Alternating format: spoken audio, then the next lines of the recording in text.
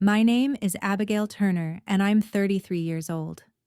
3 months ago, I stood outside my sister's $200,000 wedding while 500 guests celebrated inside because she decided I wasn't successful enough to attend. The small envelope I left at the reception desk that night would cost her a $2.8 million penthouse and completely redefine what success means in our family. Before I share what happened that night and the shocking aftermath, please take a moment to like and subscribe, but only if you genuinely connect with stories about setting boundaries with toxic family members. I'd love to know where you're watching from and what time it is there. Drop it in the comments below. Now, let me take you back to that evening when everything changed between my sister Charlotte and me. The Fairmont Hotel in downtown Chicago looked like something out of a fairy tale that evening. Crystal chandeliers cast golden light across the marble lobby, and I could hear the string quartet warming up in the grand ballroom. Charlotte had been planning this wedding for 18 months, and from the glimpses I'd seen on Instagram, she'd spared no expense. I smoothed down my simple black cocktail dress, a $200 find from Nordstrom Rack that I'd thought was perfectly appropriate. But as I watched other guests sweep past in their designer gowns and custom tuxedos, I suddenly felt underdressed. These weren't just wedding guests. They were Charlotte's new world.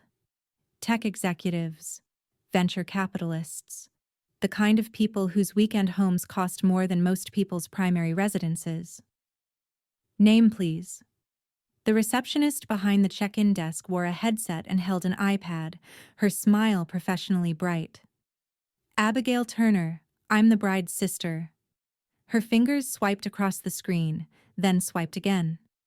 Her smile faltered slightly. Could you spell that for me? Abigailturner.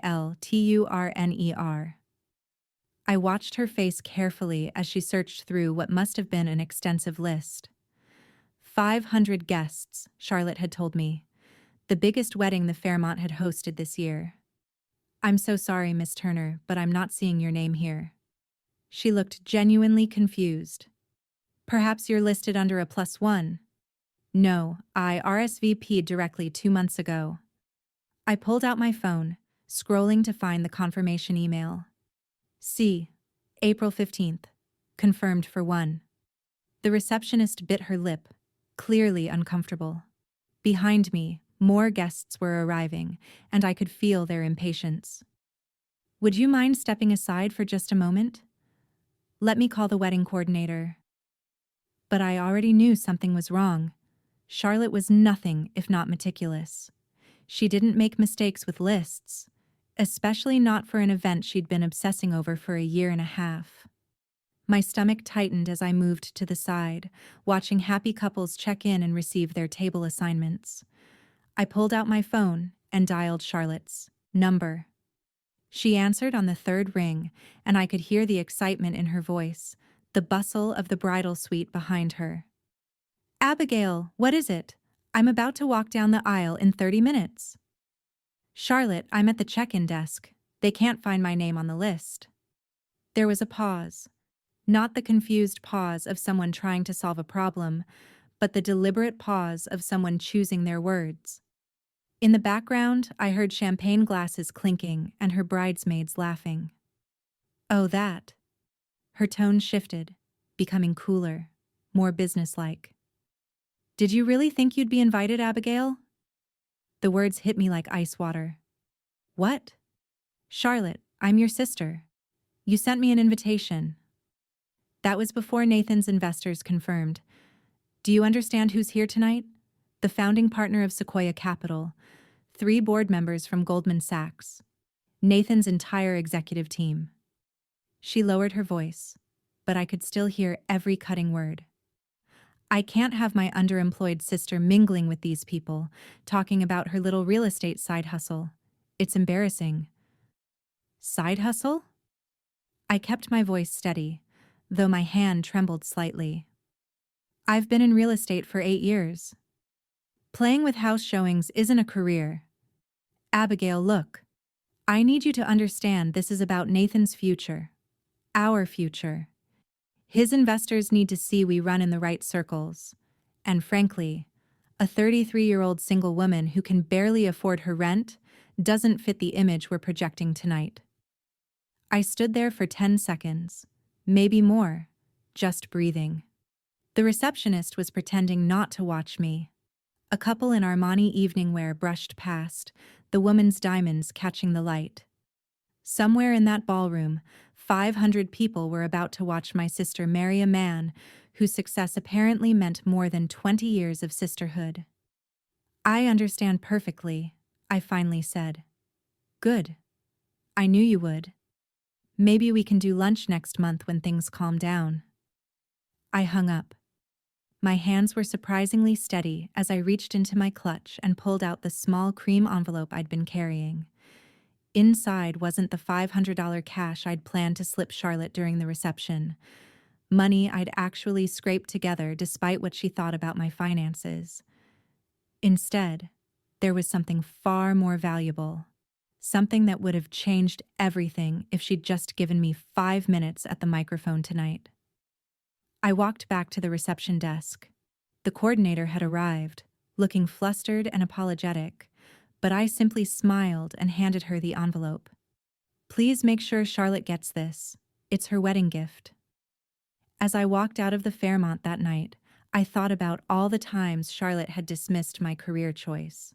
It started 8 years ago when I left my corporate accounting job to get my real estate license. "You're throwing away your degree," she'd said, fresh out of her MBA program. "Real estate is for people who can't handle real careers." Every family dinner became a comparison showcase. Charlotte would arrive with stories about her latest marketing campaign, the Fortune 500 clients she was landing, the 6-figure bonuses that came with her director title. Mom would beam, Dad would nod approvingly, and then all eyes would turn to me. "How's the house selling going, Abigail?" Mom would ask, her tone suggesting she was inquiring about a child's lemonade stand. "It's good," I'd say simply, never mentioning the luxury properties I was starting to handle, the network I was building, the clients who trusted me with their biggest financial decisions. Why bother? In their eyes, I was playing pretend while Charlotte was conquering the corporate world. Last Christmas was particularly brutal. Charlotte had just gotten engaged to Nathan, and she couldn't stop talking about their combined income, their 5-year plan, the investment property they were buying in Aspen. "You should really think about your future, Abigail," she'd said, cutting into her prime rib. "You're not getting any younger, and freelance real estate isn't exactly a retirement plan." Mom had chimed in, as she always did. "Charlotte's right, sweetheart. Maybe you could get a job at her company." I'm sure she could put in a word. "I'm doing fine," I'd replied, taking another sip of wine. "Fine isn't thriving," Charlotte had shot back. "When Nathan's company goes public next year, we'll be set for life. What's your plan? Show houses until you're 60? I'd wanted to tell them about the Blackstone opportunity that was already in motion, about the portfolio I was being considered to manage. But I'd learned long ago that defending myself to my family was like shouting into the wind.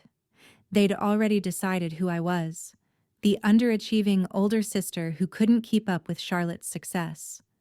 What they didn't know was that while Charlotte was climbing the traditional corporate ladder, I'd been building something entirely different. Something that was about to make their definition of success look adorably small. The second sign I'd become invisible to my family was more subtle, but somehow more painful. It wasn't just about career comparisons anymore. It was about being erased from Charlotte's life milestones entirely. When Charlotte got engaged last year, I found out through Instagram. Not a call, not a text, just a perfectly staged photo of her hand with a 3-carat diamond. Hashtag, "Ha," he said, "yes." By the time I called to congratulate her, she'd already told 50 other people. "Oh, Abigail, sorry, it's been so crazy. You know how it is." Except I didn't know how it was. I was 33 and single. Something she never let me forget. The family group chat about wedding planning started without me. I discovered it existed only when Mom accidentally texted me a screenshot meant for someone else. There was Charlotte, Mom, our aunts, our female cousins, everyone except me. When I asked Mom about it, she'd fumbled with an explanation. "Oh, honey, we didn't want to make you feel bad. You know, since you're not, well, since you don't have experience with these things." These things. Like I couldn't possibly understand flower arrangements or venue selection without a ring on my finger. Then came the bridesmaid selection. Charlotte chose her 3 college roommates, Nathan's sister, and 2 cousins I barely knew she still talked to. When our aunt asked why I wasn't in the wedding party, Charlotte had laughed it off. "Abigail isn't really the bridesmaid type. She's more comfortable behind the scenes." Behind the scenes. Invisible. The single sister who didn't photograph well with the other couples in the wedding party. But the final erasure, the one that should have prepared me for tonight, happened just last month. Charlotte had posted a long, emotional tribute to all the important women in her life who had supported her journey to the altar. She mentioned her mentor, her yoga instructor, even her hairdresser. My name was nowhere in those 5 paragraphs. I'd become the ghost at every family gathering, the placeholder at holiday dinners, the sister who existed only when they needed someone to feel superior to. And for too long, I'd let them. I'd smiled through the dismissals, stayed quiet through the comparisons, accepted my role as the family's cautionary tale of what happens when you don't follow the traditional path. But ghosts have a funny way of haunting people when they least expect it. Standing outside the Fairmont, watching happy couples stream into my sister's wedding, I had a choice to make. I could fight for my seat at that table, cause a scene, demand to speak to Charlotte in person, maybe even convince security to let me in. The old Abigail would have done exactly that, would have swallowed her pride and found a way to smooth things over, to make herself small enough to fit into whatever corner they'd allow her. But as I stood there in my simple black dress, holding my clutch with that envelope inside, I realized something crucial. Some tables aren't worth sitting at. If I walked away now, if I let Charlotte have her perfect wedding without the embarrassment of her unsuccessful sister, I'd lose any chance of reconnecting with extended family I only saw at weddings and funerals. Our cousins from Seattle were in there, our great aunt from Philadelphia, who I hadn't seen in 3 years.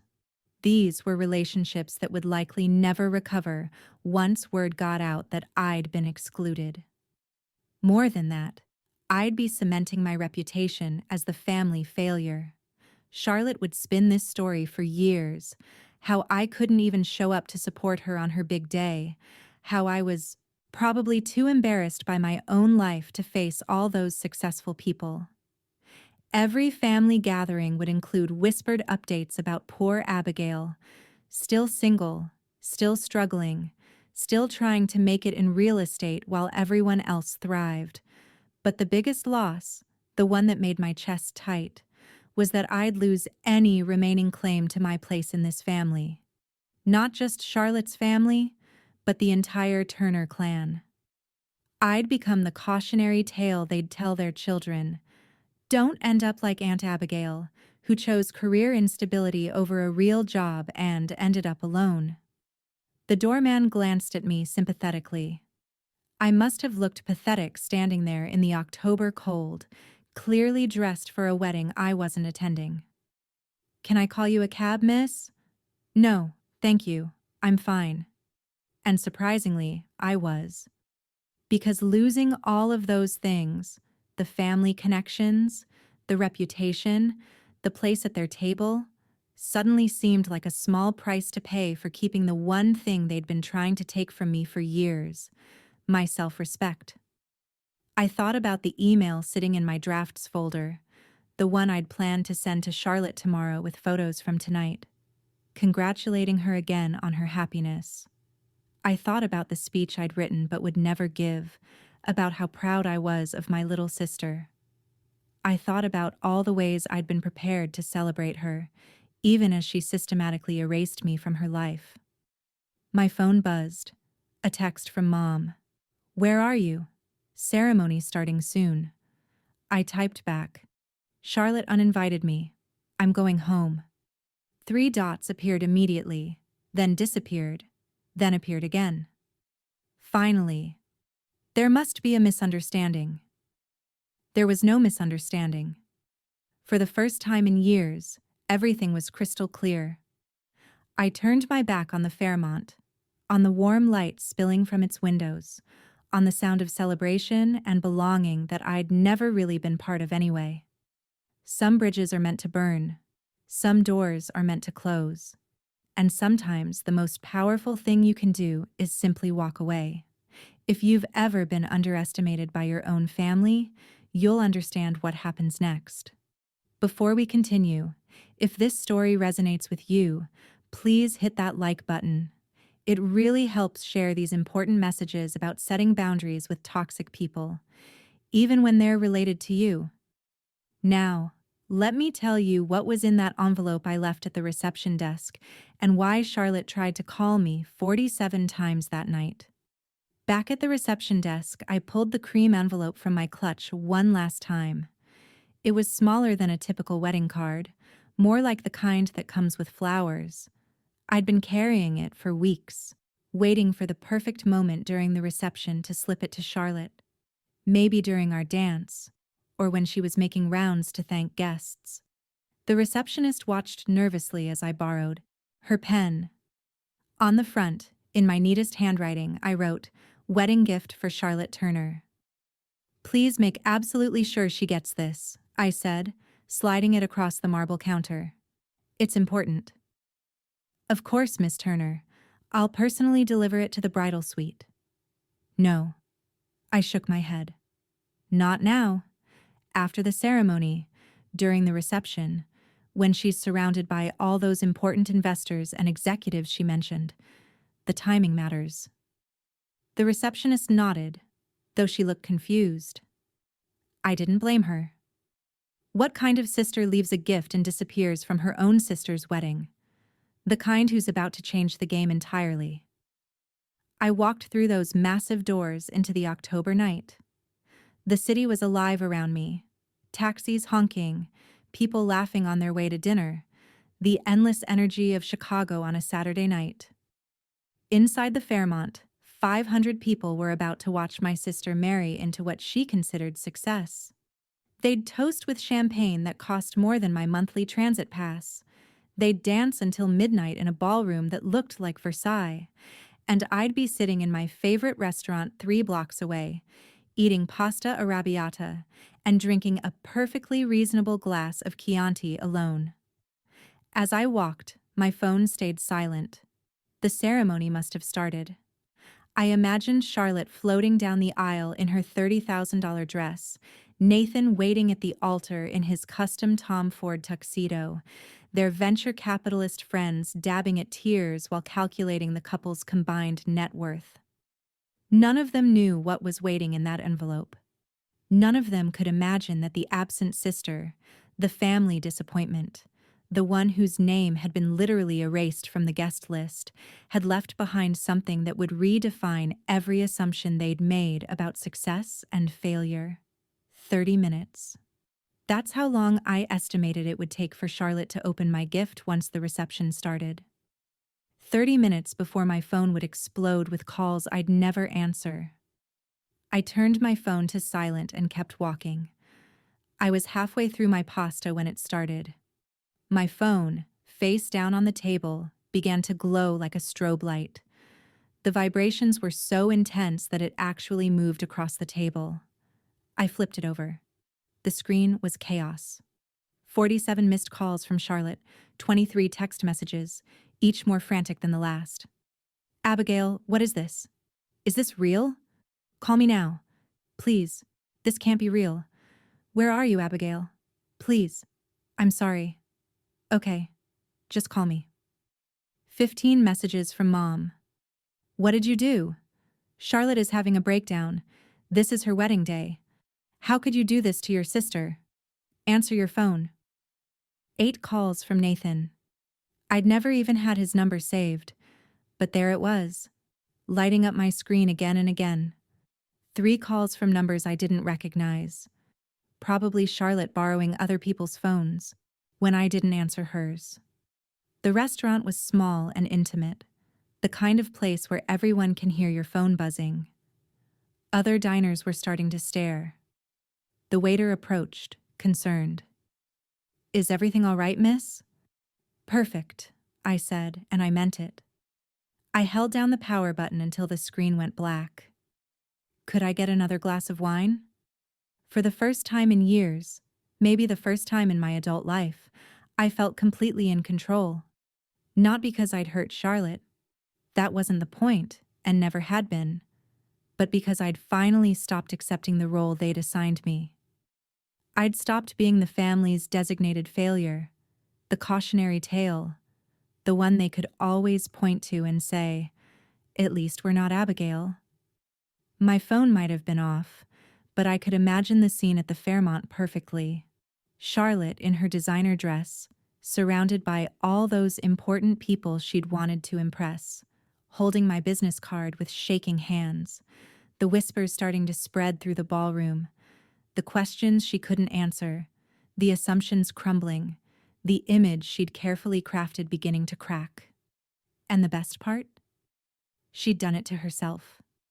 She'd opened that envelope in front of everyone, probably expecting cash or a check, something she could wave off with false modesty. Instead, she'd found something that made her call me 47 times in the span of 20 minutes. My pasta was getting cold, but I didn't care. For once, I was exactly where I wanted to be. The truth was, I'd been keeping secrets for months. Not malicious secrets, not the kind meant to hurt anyone, but the kind you hold close when you're not sure who you can trust with your success. The email had come through on a Tuesday morning 6 months ago, while I was showing a cramped 2-bedroom in Evanston to a young couple. My phone buzzed with a notification from an address I didn't recognize. jthompson.blackstone.com. I almost deleted it, thinking it was spam. Real estate agents get all kinds of bogus investment offers, but something made me open it. Dear Ms. Turner, following your exceptional handling of the lakefront portfolio disposition and your innovative approach to our Lincoln Park development project, Blackstone Real Estate Partners would like to discuss a senior position within our Chicago office. I'd read it 3 times, standing in that musty Evanston apartment while my clients debated square footage. Blackstone, the largest real estate investment firm in the world, managing over $300 billion in assets. They wanted me. The interviews had been intense, 6 rounds over 3 months, driving to their offices in downtown Chicago, meeting with executives whose names I'd only read in the Wall Street Journal. They grilled me on market analysis, portfolio management, international real estate trends, everything I'd taught myself over 8 years of what my family called playing with houses. The final offer had come just 1 week before Charlotte's wedding. Senior Vice President, Real Estate Acquisitions, managing a $500 million portfolio focused on luxury residential properties in the Midwest. The salary was more than Charlotte and Nathan's combined income. The signing bonus alone was more than I'd made in the past 2 years. But there was something else. Something that sat in my safe deposit box at Chase Bank. Something I'd been planning to reveal at the wedding in the most gracious way possible. 6 months ago, right after that first Blackstone interview, I'd done something impulsive. There was a penthouse in the Gold Coast, a 3-bedroom with floor-to-ceiling windows overlooking Lake Michigan. It was the exact apartment Charlotte had dragged me to see 2 years ago, back when she was window shopping for her future. She'd taken photos in every room, posted them on her vision board, told everyone it was her dream home for when Nathan's company went public. The owner was going through a divorce, needed a quick cash sale. With my real estate connections and the confidence that Blackstone would come through, I'd made an offer. Cash. Closed in 30 days. The key to that $2.8 million penthouse was supposed to be my wedding gift to Charlotte. I'd planned to stand up during the toasts, tell everyone how proud I was of my little sister, and hand her the key in front of all those important people she wanted to impress. It would have been perfect. The underestimated sister giving the ultimate gift, proving that success comes in many forms. But that key was still in my safe deposit box. And after tonight, it was going to stay there. Or rather, it was going to find a much better home. I already had the donation papers drawn up for the Women's Shelter of Chicago. They could sell it, or use it for transitional housing. Either way, it would actually help people who deserved it. Charlotte would find out about the penthouse eventually. She'd probably even recognize the address when she saw it in the donation announcement. But by then, it would be too late. Some gifts, once refused, can't be taken back. By Sunday morning, the voicemails had evolved from angry to desperate. I finally turned my phone back on to find 127 missed calls and a voicemail box so full it had stopped accepting new messages. Charlotte's voice in the first message was shrill, disbelieving. "Abigail, what kind of joke is this? Blackstone? Please call me back and explain." By the 10th message, she was crying. "I Googled it, Abigail. Oh my God, I Googled it. Senior Vice President? Is this real? Please, please call me. I'm so sorry about yesterday. I didn't mean it." Nathan's message was more measured but equally shocked. "Abigail, Charlotte is having a complete meltdown. Half our investors are asking about you. Apparently, 3 of them know you professionally. Please call us back." But it was Mom's final voicemail that really captured the family's panic. "Abigail Elizabeth Turner, you answer this phone right now. How could you hide this from us? From your own family? Charlotte says you're some kind of executive at Blackstone, that you manage hundreds of millions of dollars. This can't be true. You sell houses. You can barely pay your rent. What is going on?" Barely pay my rent. Even now, even with the evidence literally in Charlotte's hands, they couldn't quite believe it. The business card I'd left in that envelope was elegant in its simplicity. Abigail Turner, Senior Vice President, Real Estate Acquisitions, Blackstone Real Estate Partners, 233 South Wacker Drive, Chicago, IL. On the back, in my handwriting, "I was going to announce this at your reception and give you the keys to the lakefront penthouse, the one you loved. But it seems successful people don't belong at your wedding. Congratulations on your marriage. The penthouse will be donated to charity in your name." According to a text from my cousin Emily, the only family member who'd reached out with congratulations rather than demands, Charlotte had opened the envelope during the reception's cocktail hour, surrounded by at least 50 guests. She'd laughed at first, thinking it was a prank. Then someone had pulled up Blackstone's website on their phone, found the leadership page that had been updated just 3 days ago with my photo and bio. The reception had essentially stopped. 3 of Nathan's investors had immediately recognized my name. I'd been managing their personal real estate portfolios for the past year, though they'd known me only through email and phone calls. The founding partner of Sequoia Capital, the one Charlotte had been so desperate to impress, had tried to poach me for his private family office just last month. Every assumption, every dismissive comment, every moment they'd treated me as the family failure. It all came crashing down in front of the exact audience Charlotte had been trying to impress. The Google searches must have been frantic. I could picture Charlotte still in her wedding dress, huddled with Nathan and her bridesmaids around someone's iPhone, typing my name into search bar after search bar. The first result would have been Blackstone's official announcement from 3 days ago. Blackstone Real Estate Partners appoints Abigail Turner as Senior Vice President of Real Estate Acquisitions. Then the details that would have made their jaws drop. Turner will oversee a $500 million portfolio of luxury residential properties across the Chicago metropolitan area. She brings 8 years of experience in high-end real estate transactions, including the record-breaking lakefront portfolio disposition that generated a 47% return for investors. The Wall Street Journal mentioned from last month, before my official appointment, Abigail Turner, the independent broker who orchestrated the $127 million Lincoln Park development deal, represents a new generation of real estate professionals disrupting traditional models. The real deal's profile from 6 months ago, the quiet power broker, how Abigail Turner became the go-to for ultra-high net worth real estate. But the number that would have really stunned them was right there on Blackstone's website. Assets under management, $1 trillion. My division alone, $15 billion. Emily's text included a photo from the reception. Charlotte holding my business card, her face a mixture of shock and devastation, surrounded by guests who were all staring at their phones. Nathan was beside her, his hand on her back, but his expression was equally stunned. In the background, I could see some of his investors huddled together, clearly discussing this revelation. "Everyone's asking where you are," Emily had written. "3 of Nathan's investors want your contact info. They said they've been trying to get a meeting with you for months." Charlotte had to admit she doesn't even have your work email. She didn't have my work email.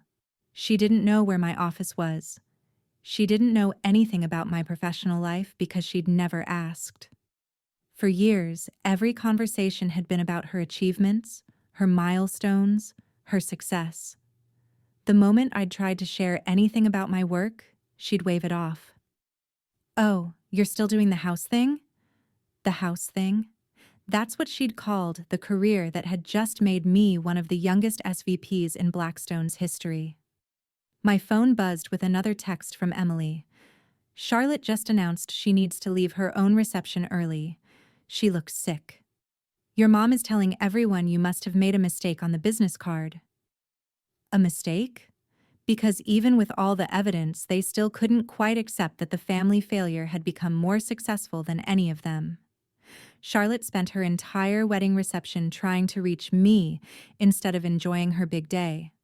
But the real shock came 3 days later when she discovered what I'd done with her dream penthouse. If you're finding value in this story about setting boundaries with toxic family members, please subscribe and hit the bell icon so you don't miss similar stories. Also, I'd love to hear from you. Have you ever had to cut off a family member who didn't value you? Share your experience in the comments below. Now, let me tell you about the emergency family meeting that changed everything. 3 days after the wedding, my phone rang with a call from Dad. Not Charlotte, not Mom, but Dad, who usually stayed out of family drama. "Abigail, we need you at the house. Family meeting tonight at 7. "I'm not coming, Dad. Your sister is devastated. Your mother is beside herself. The least you can do is explain yourself." "Explain what? That I got a job promotion? That I'm successful? What exactly needs explaining?" He sighed, heavily. "Just, please, 1 hour. We need to understand what happened." I almost felt bad for him. Almost. "They can have their meeting. I won't be there." The family meeting happened anyway. Emily, bless her, gave me the play-by-play through texts. The entire Turner clan had assembled in my parents' living room in Naperville, Illinois. Mom, Dad, Charlotte, Nathan, 3 aunts, 2 uncles, and several cousins. The same people who'd been at the wedding, who'd witnessed Charlotte's meltdown over my business card. According to Emily, Charlotte had stood in front of everyone, still in her honeymoon-canceled casual wear, and read my business card out loud like it was evidence in a trial. Abigail Turner, Senior Vice President, Real Estate Acquisitions, Blackstone Real Estate Partners. Her voice had cracked on the word senior. Then came the questions from the relatives. How long has she been working there? Why didn't anyone know? Is this why she wasn't at the wedding? Wait, Charlotte? You uninvited your own sister? That last question had come from Aunt Margaret, Mom's sister, who'd flown in from Philadelphia specifically for the wedding. The room had gone silent. Charlotte had tried to explain, justify, minimize. She wasn't uninvited exactly. There was a mix-up with the list, and honestly, I thought she'd be uncomfortable around Nathan's business associates. I was trying to protect her. Protect her? Uncle Robert had laughed. Actually laughed. Your sister is an SVP at Blackstone, and you were trying to protect her from some startup investors? The truth had started to unravel then. How Charlotte had deliberately removed my name, how she'd called me an embarrassment, how she'd said I didn't belong with successful people. Nathan had tried to salvage the situation. We didn't know about her position. If we had known, you would have invited her, Aunt Margaret interrupted. You only want Abigail around if she's successful enough. What kind of family operates like that? Mom had attempted damage control. Abigail should have told us about her job. We're her family. Why would she hide this? Emily had spoken up then. Maybe because you've spent 8 years telling her she was a failure. Just a thought. The meeting had devolved from there. Relatives taking sides, Charlotte crying, Nathan making excuses, Mom insisting this was all a misunderstanding. And everyone asking the same question. Where was Abigail? I was at my apartment, reviewing contracts for a new acquisition, living my life exactly as I had been for months, successfully, quietly, and without their approval. The penthouse revelation came the next morning when Charlotte did what she should have done months ago. She actually paid attention to my life. Emily told me Charlotte had spent hours going through my social media, looking for clues she'd missed. She found the photo I'd posted 6 months ago, standing in front of a building in the Gold Coast with the caption, "Big moves coming." Charlotte had liked it at the time without even reading it, probably scrolling through while half paying attention. But now she recognized the building. It was the same one where she'd dragged me 2 years ago to look at her dream home, a 3-bedroom penthouse with Lake Michigan views that she'd talked about incessantly. She'd even made it the wallpaper on her laptop. That's the lakefront building, she'd apparently whispered to Nathan. That's my penthouse. My penthouse. She still called it hers even though she'd never made an offer, never had the money, never did anything but dream and post photos. But in her mind, she'd claimed it. The real estate records were public. It took Nathan less than 5 minutes to pull up the sale from 6 months ago. Unit 47B, sold for $2.8 million cash purchase, buyer Abigail Turner. Charlotte's call came immediately. For once, I answered. You bought it? Her voice was barely a whisper. You actually bought my dream apartment? I bought an apartment, I corrected. It became yours only in your imagination. But you knew I wanted it. You knew it was my dream home. And I was going to give it to you. The keys were going to be my wedding gift. I had a whole speech planned about how proud I was of my little sister, how she deserved her dream home. I was going to hand you the keys in front of all those important investors you mentioned. The silence stretched so long I thought she'd hung up. You were going to give me a $2.8 million apartment? Yes. But then you decided I wasn't successful enough to attend your wedding, so I decided you weren't grateful enough to receive my gift. Abigail, please.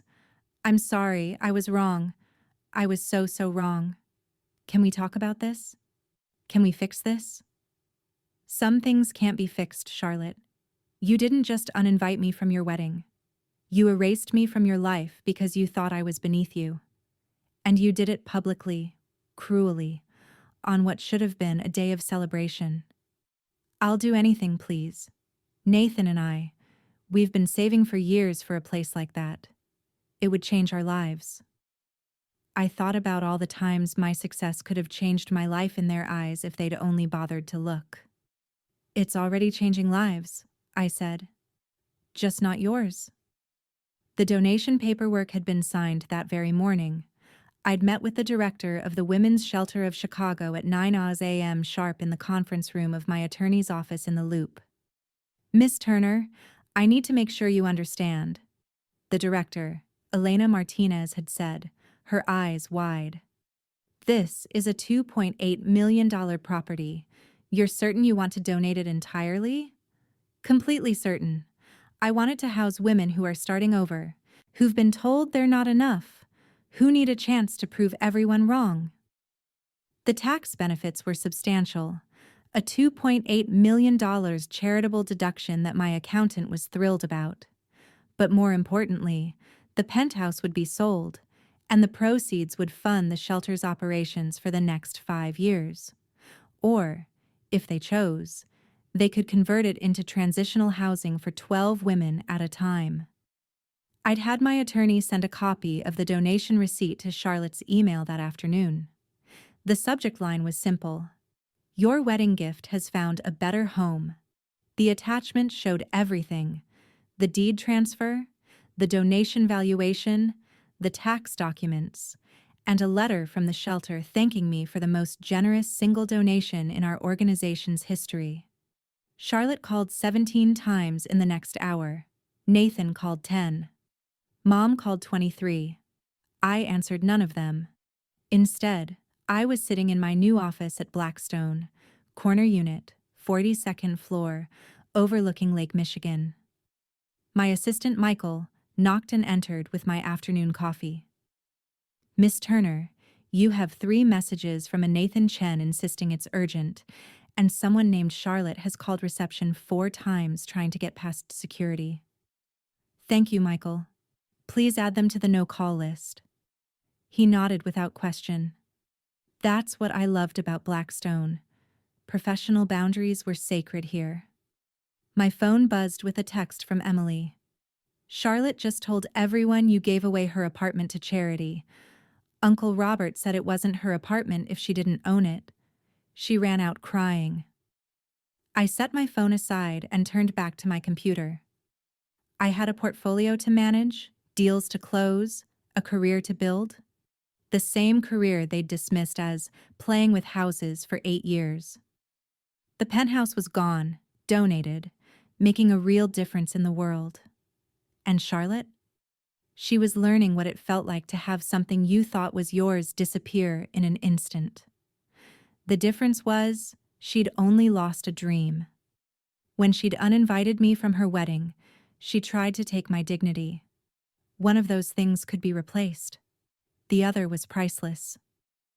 2 weeks after the wedding, Charlotte made her last desperate attempt.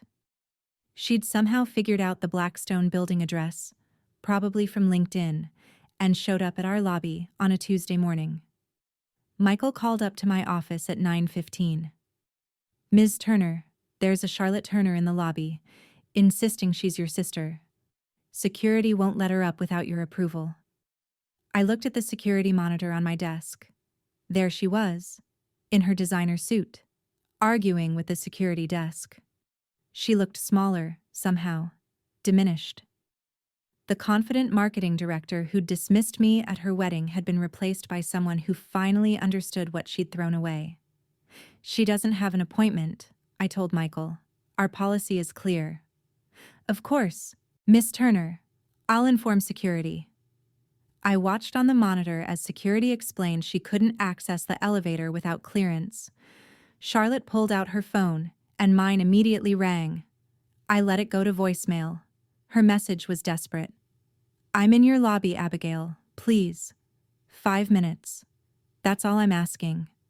I know I hurt you. I know I was wrong, but we're sisters. That has to mean something." Sisters. We were sisters when it was convenient for her. When she needed something. When my success suddenly made me worth knowing.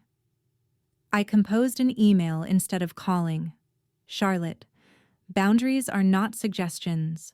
They are not negotiable. They are not erased by apologies or blood relations. You made it clear at your wedding that success was your entry requirement for family. Now that you know I've exceeded that requirement, You want to change the rules. But that's not how this works. I wish you and Nathan every happiness in your marriage. I hope your careers continue to flourish. I hope you find your dream home someday through your own efforts. But I will not be part of your life moving forward. This is not a punishment or revenge. This is a choice. The same kind of choice you made when you removed my name from your guest list. The difference is, I'm making my choice with honesty instead of deception. Please don't come to my office again. Security has your photo now. Abigail. I watched her read it on her phone in the lobby. Her shoulders sagged. She stood there for another 10 minutes, maybe hoping I'd change my mind, before finally walking out into the Chicago morning. That was the last time Charlotte tried to contact me directly. The family pressure continued for months, but I held firm. Some boundaries, once set, shouldn't be moved. The social consequences of that wedding night rippled through Charlotte's carefully constructed world in ways she never anticipated. It started with Nathan's investors. 3 of them were my clients, something Charlotte discovered only after the wedding when they asked Nathan why his wife had banned one of their top real estate advisors from the reception. The founding partner from Sequoia Capital was particularly blunt. "Your wife uninvited Abigail Turner? The same Abigail Turner who managed my family's $30 million property portfolio? That shows remarkably poor judgment." The startup community in Chicago is smaller than people think. Word spread quickly that Nathan's new wife had publicly humiliated an SVP from Blackstone, someone many of them needed for their own real estate investments. 2 potential investors pulled out of Nathan's Series B funding round, citing concerns about the leadership team's decision-making. But the real blow came from an unexpected source, Nathan's own company. Emily heard through the family grapevine that Nathan's board had called an emergency meeting 3 weeks after the wedding. Having a spouse who publicly alienated major players in the financial world was apparently not the image they wanted for their CEO. They didn't fire him, but they did institute a new policy about spousal involvement in company-related social events. Translation: Charlotte was no longer welcome at corporate functions. The woman who'd been so concerned about impressing investors, who'd literally uninvited her own sister to protect her image, was now herself uninvited from the very world she'd tried so hard to enter. Meanwhile, my professional life flourished in ways that became impossible for the family to ignore. The Wall Street Journal ran a feature on young leaders in real estate, and my photo was prominently displayed. The article mentioned the $500 million portfolio I managed, the innovative deals I'd structured, the fact that I was the youngest SVP in Blackstone's real estate division. Mom sent me the clipped article with a note. "So proud of you, sweetheart. Always knew you'd make something of yourself." Always knew. The revisionist history was almost amusing. Charlotte and Nathan's social media, once filled with glamorous couple photos and celebration posts, went quiet. The honeymoon photos never appeared. The Mr. and Mrs. posts stopped. Emily mentioned that Charlotte had taken a mental health break from work, which in corporate speak meant she was too humiliated to show her face at the office. The golden couple who'd had everything, the fancy wedding, the important connections, the perfect image, had lost it all in a single night. And all because Charlotte couldn't see value in people beyond their job titles. 6 months passed. The family attempts at reconciliation evolved from desperate to resigned. Mom still called monthly, always with the same refrain. "She's your sister, Abigail. Family forgives." "Family also respects," I'd reply. "When Charlotte learns that lesson, we can talk about forgiveness." The extended family had split into camps. Aunt Margaret and Uncle Robert, who'd witnessed Charlotte's behavior firsthand, supported my boundaries. The others, who only heard Charlotte's version of being misunderstood, thought I was being cruel. I didn't care anymore about their opinions. I was too busy living my life. The promotion to executive vice president came 8 months after the wedding, with a new portfolio worth $1.2 billion and a team of 12 analysts. The announcement made the Financial Times. This time, Charlotte didn't try to call, but Emily told me she'd printed the article and cried at her desk. "She keeps telling people you two are just going through a rough patch," Emily said over coffee one afternoon, "that you'll come around eventually." And what do you tell her? The truth. That you've moved on, that you're dating that architect from the River North project, that you're happy. I was happy. Benjamin was everything my family would have approved of. Successful, stable, from a good family. The irony that I'd found him only after I'd stopped caring about their approval wasn't lost on me. Charlotte, meanwhile, was struggling. The woman who'd built her identity on being the successful sister was now known as the one who'd humiliated herself at her own wedding. Nathan's company had gone through layoffs, and while he'd kept his position, the stress was showing. Their Instagram-perfect life had crumbled into something far more ordinary than she'd ever imagined. She still texted me every few weeks. I never responded, but I read them. I think about that night every day. I'm in therapy now, learning about toxic family patterns. I was wrong about everything. I miss my sister. That last one almost got to me. Almost. But then I remembered standing outside the Fairmont being told I wasn't enough. I remembered 8 years of dismissive comments, of being treated like a failure, of having my career mocked as playing with houses. Some bridges, once burned, light the way forward. The light from that fire had illuminated a path to a life where I was valued, respected, and seen for who I really was. And that life didn't include Charlotte. Today, it's been exactly 1 year since Charlotte's wedding. I'm sitting in my new office, executive vice president now, corner suite on the 53rd floor, a view that stretches from Lake Michigan to the Chicago River. The nameplate on my door still feels surreal sometimes. My assistant knocks. "Miss Turner, your 3-hour is here." "Send them in, Michael." The door opens and Elena Martinez walks in, the director of the Women's Shelter of Chicago. She's beaming. "Abigail, I had to tell you in person. The lakefront penthouse sale closed yesterday. $3.2 million. The market went up since your donation. That money will keep our doors open for the next 7 years and fund our new job training program." "That's wonderful, Elena." 43 women have already gone through our transitional housing program because of you. 43 women who were told they were worthless, who had nowhere to go, who needed someone to believe they were enough. You gave them that. After she leaves, I stand at my window, looking out at the city.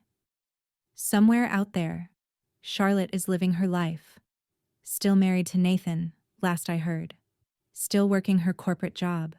Still posting carefully curated photos of a life that looks successful from the outside.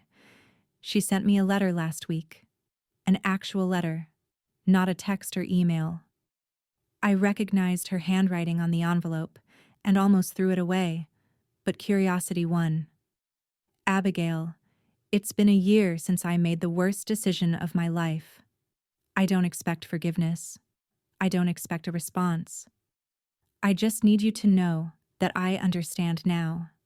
Success isn't about titles or salaries or who has the bigger apartment.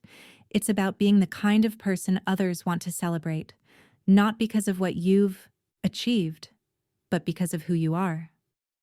I failed that test. I failed as a sister. You didn't just become successful, Abigail. You always were. I was just too blinded by my own insecurity to see it. I'm not asking for another chance. I'm just asking you to know that I finally understand what I lost. Not the penthouse, not the connections. I lost my sister, and that's worth more than any apartment could ever be. Charlotte." I kept the letter, not because I'm ready to forgive, but because it's proof that people can learn, even if it's too late. My phone buzzes with a text from Benjamin. Dinner at 8. That new place in the West Loop. Perfect. Love you. My new rule is simple. I surround myself with people who saw my worth when I had nothing to prove. Benjamin, Emily, my team at Blackstone, the friends who celebrated my quiet successes long before they became public victories.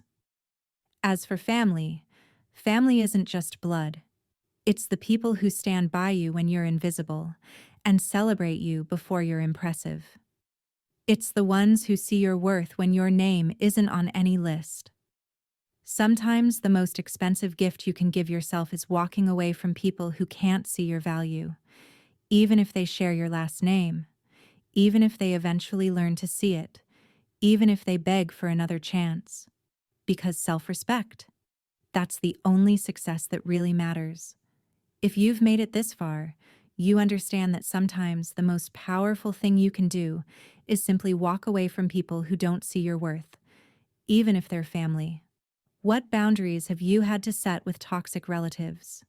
Have you ever had to choose self-respect over family harmony? I'd love to hear your story in the comments below. And if this message resonated with you, please share it with someone who needs to hear that they're already enough exactly as they are. Subscribe for more stories about choosing self-worth over toxic relationships. Remember, success isn't about proving others wrong. It's about knowing your own value.